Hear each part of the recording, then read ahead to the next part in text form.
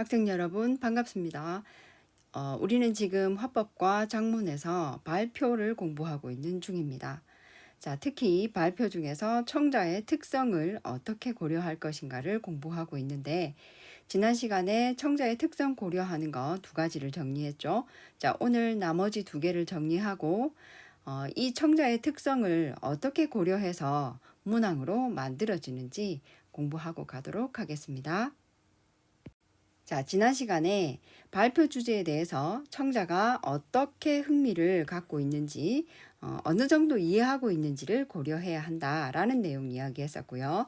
자, 주제에 대해서 청자가 어떤 태도를 가지고 있는가? 여러분의 태도를 물어보는 것이 아닙니다. 여러분이 발표를 준비할 때 여러분의 발표를 들을 그 학생들이, 그 청자들이, 그 청중들이 내가 말할 발표 주제에 대해서 어느 정도 흥미를 가지고 있고 어느 정도 이해하고 있고 내가 말하는 주제에 대해서 긍정적인 태도를 갖고 있는지 부정적인 태도를 갖고 있는지 이런 것들을 여러분이 고려해야 한다.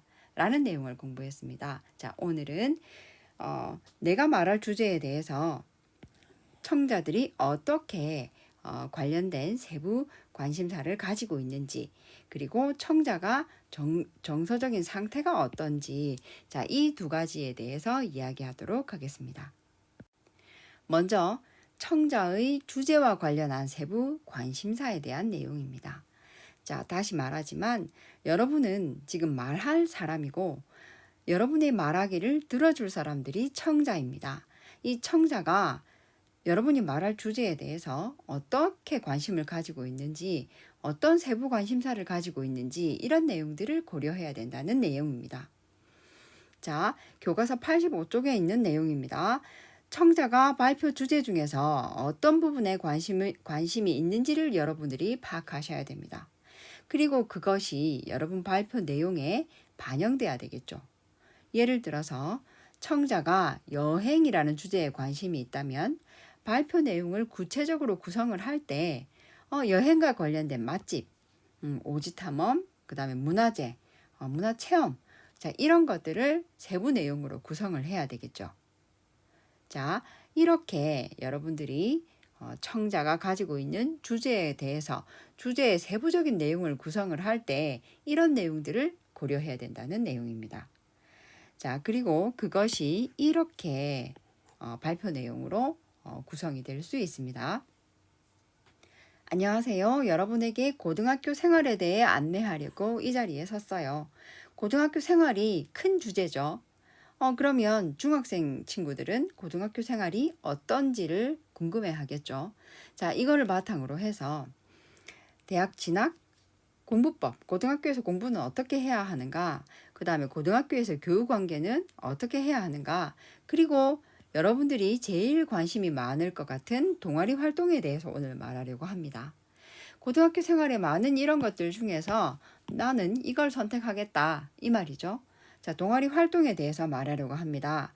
특히 여러분이 직접 만드는 자율 동아리, 그 중에서도 자율 동아리에 대해서 말하려고 합니다. 자, 어때요? 라고 하니까 후배들이 좋게 대답을 한 거죠. 자율 동아리 어떻게 신설하는지 궁금하다고요? 라고 자율 동아리 중에서도 어떻게 신설하는지 세부 내용이 세부 관심사별로 만들어지고 있는 거 보실 겁니다. 자, 맞아요. 자기가 새로 자율 동아리를 만들려면 여러 가지 절차가 필요합니다. 그러면 절차를 중심으로 설명할게요. 라고 청자가 관심을 보이는 세부 관심사에 맞게 내 발표 내용을 구성하는 거 여러분들이 확인하셨을 겁니다. 자, 그리고 여러분들이 지금 발표를 준비하고 있는 중이죠. 이 발표 내용에 주제는 아마 다들 정했을 겁니다. 그리고 선생님이 세부 계획서 쓰라고 했으니까 처음 부분에 말할 내용, 가운데 부분에 말할 내용, 끝부분에 말할 내용을 정하고 있을 건데 지금 여기 있는 이 내용은 가운데 부분의 내용을 어떻게 구성할 것인가에 대한 내용입니다. 실제 여러분들이 주제를 정했다면 그 주제에 관련된 많은 내용들 중에서 청중을 고려했을 때, 친구들을 고려했을 때 어떤 내용을 선택할 것인가를 결정하셔야 된다는 내용입니다. 그리고 여기에서 청중의 관심사에 따라서 내가 선택을 해야 되겠죠. 아무리 중요한 내용이라 하더라도 청중이 관심을 보일 때와 보이지 않을 때 내가 어떻게 주제를, 과제를 선정할지, 발표 내용을 선정할지를 정하셔야 된다는 내용입니다. 그리고 그 세부 내용이 다 정해졌을 때 여러분들은 이제 실제로 발표를 할 건데 청자의 정서적 상태를 고려해야 된다는 내용입니다. 왜냐하면 바로 앞 시간에 다른 어떤 수업을 했는가, 힘든 수업을 했는지 아니면 재밌는 수업을 했는지 활동적인 수업을 했는지 이런 거에 따라서 여러분이 발표하는 그 상황에서 청중들의 정서적 상태가 다르겠죠. 슬픈 상태인지 아니면 기쁜 상태인지 아니면 뭐 지루한 상태인지 이런 거를 여러분들이 고려해서 발표를 해야 된다는 내용입니다. 여기에는 특별한 내용은 없지만 여러분들이 친구들의 상황을 잘 보면서 앞 시간에 수업 내용을 잘 구성해서 보면서 발표할 때 고려해야 되겠습니다. 그리고 여러분들이 지금 공부하고 있는 이 내용이 문항으로 어떻게 만들어지는지를 확인하겠습니다. 자, 이 문제는 지금 2022년 수능을 대비해서 평가원에서 제시한 예시 문항입니다. 예시 문항 화법과 작문 중에서 35번부터 37번까지가 발표에 대한 내용입니다.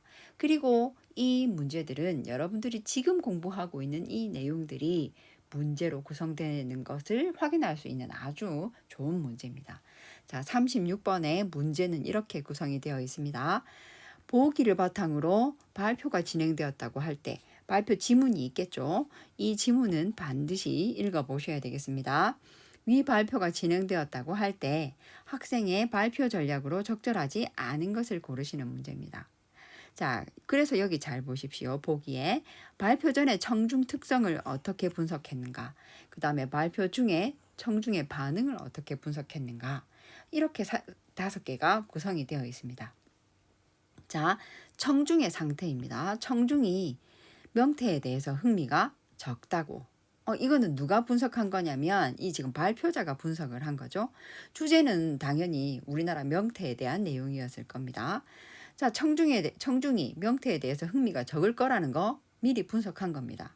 그리고 명태가 우리나라에서 사라져 가고 있는 상황을 청중들이 잘 모를 것이다 라고 분석을 한 겁니다.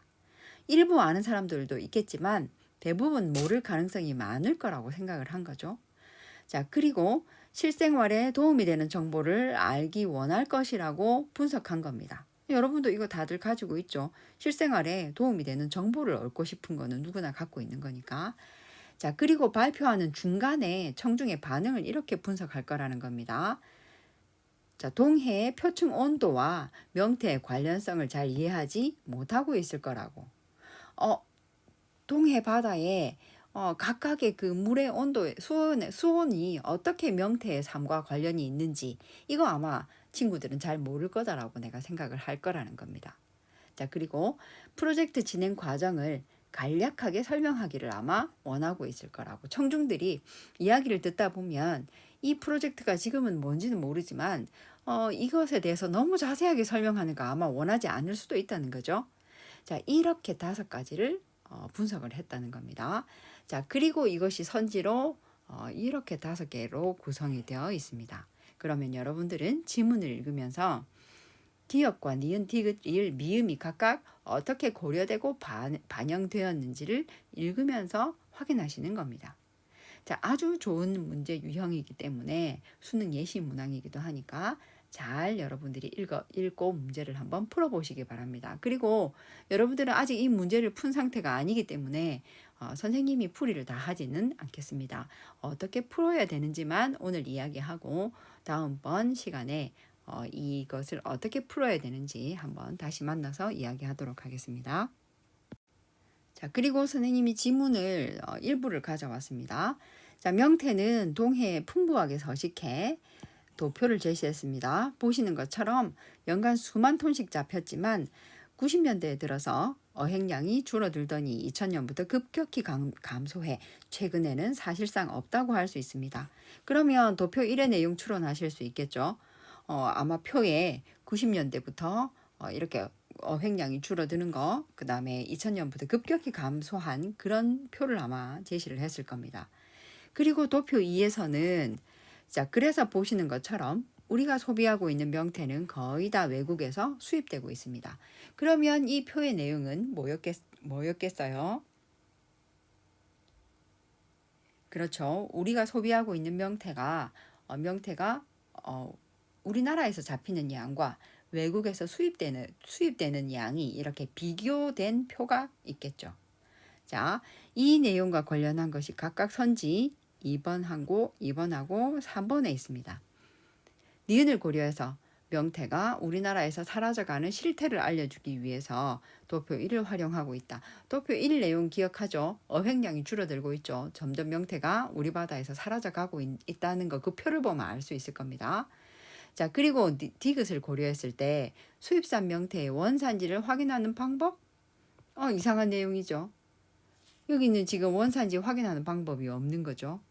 외국에서 얼마나 많이 수입되고 있는가를 이 표에서 이야기한다고 했으니까 이 내용하고는 관계가 없는 거죠.